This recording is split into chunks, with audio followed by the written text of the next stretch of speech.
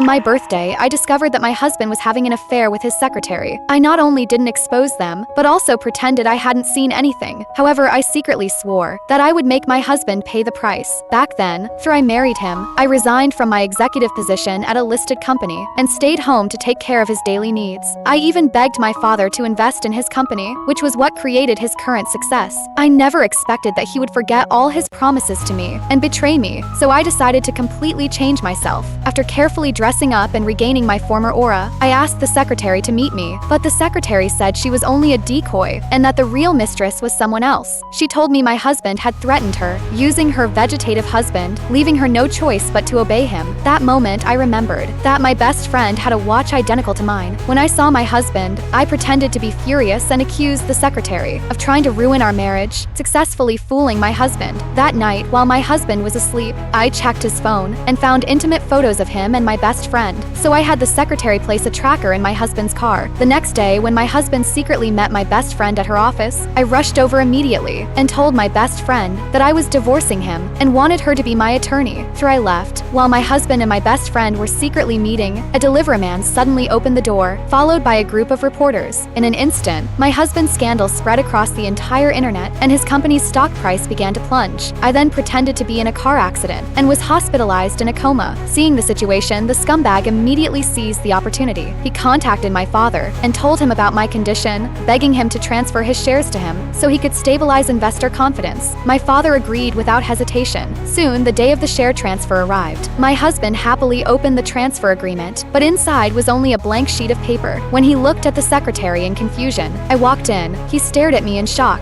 I asked him if he was surprised, but he pretended to be innocent. At that moment, the secretary stepped forward and exposed his disgusting behavior. Only then did the scumbag finally understand that he was about to lose everything.